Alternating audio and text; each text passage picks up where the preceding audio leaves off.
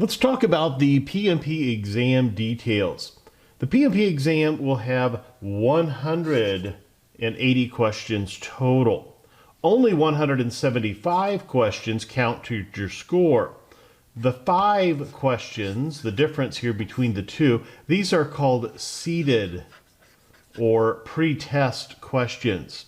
These 5 questions, you won't know when you're answering these 5 questions. They're sprinkled in throughout the 180. So you have to answer them with the same level of intensity as all questions on the exam.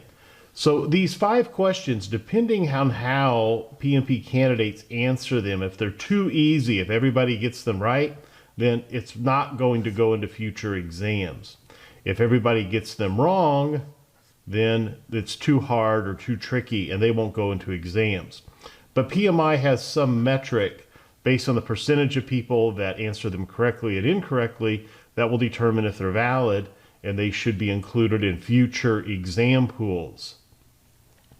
The exam, you actually have 230 minutes as of right now to answer the 180 questions. So a little less than 4 hours. Within the exam, there are some scheduled breaks. PMI is working this out right now as to how the breaks work online versus if you're in a testing center as to when you must take a break and when the break will be assigned to you. So it depends if you're in the testing center or if you're taking the exam online will determine when you get to take a break.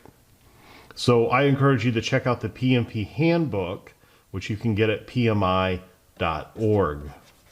Go out to pmi.org and download the handbook. Now, there are some different question types in the new exam. We have drag and drop questions. These drag and drop questions, you'll have a narrative up here, and it will say something, what should the project manager do next? And then you'll have 4 or 5 little graphics or choices, and you'll have to drag the correct choice over to the target. You might also see one where they have A, B, C, D, and they would say, well, in what order should you do the following? So you might say, okay, well, A is identify stakeholders, and B is create the charter, or let's say D is create the charter. So you would drag D to here, A over to here. And then you would say, okay, then it's B, get into the scope, and C, do risk analysis. So you'd have to drag them to the correct order. Another type of question is a hotspot question. So they'll show a graph like this, for example, and they would say, if this is money and this is time, at what point in the project are risk the greatest? Well, that would be here early in the project. But you would have to click, they would have little symbols here, maybe a star or something, and you would have to click here, and that would be the correct answer. And then you're going to see the typical A, B, C, D questions where only one choice is correct. So you have little radio buttons, and you would have to click the answer that would be correct. Never leave an answer blank. Even if you don't know, you can guess it. You can mark the questions for review and then come back to it at the end. But I encourage you, even if you mark one for review, go ahead and choose an answer, because blank answers are incorrect. If you're taking your exam at a Prometric testing center, as of right now, they'll give you 6 sheets of paper or a whiteboard. And then with that whiteboard, you're going to get a dry erase marker. With the paper, you get 2 pencils. Questions are based on PMI's titles. They are not limited to PMI global standards. So the PMBOK guide is not the only resource. It's one of many resources that are used for exam questions. Every exam question is based on at least 2 resources, not just 1, but 2. If you're a fan of doing a brain dump where you jot down all your formulas and notes on the paper or the whiteboard, you can do that, but you can't until the timer starts. So it eats into your exam time.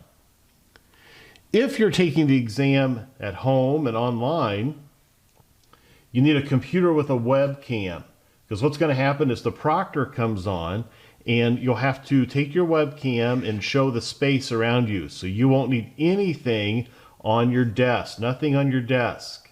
You can't have your phone there or your Apple Watch or anything like that. So everything has to be put away and out of your sight.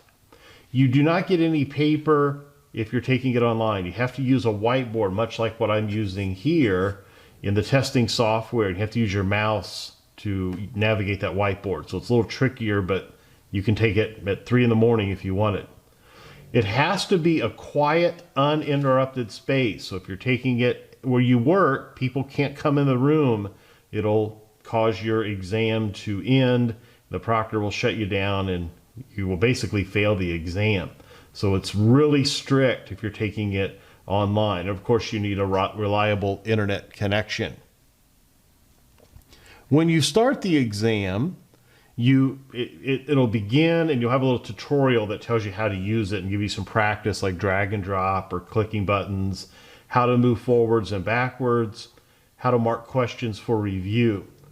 You also can strike out answers. So you can click the strikeout tool and say, well, I know it's not choice C, so now you know it's A, B, or D. You can highlight text. Some of their questions are very wordy, so you can highlight text for keywords. Blank answers, as I mentioned, are incorrect, so never leave it blank. And then, as I mentioned, been a lot of talk about this here in recent months, about these new question types, the drag and drop, where you're going to drag it over to a target in the question, or clicking that target area, what are the different places, and you'd have to click the one. So clicking a graphics area. They're not difficult, it's just a different type of question that PMI is experimenting with.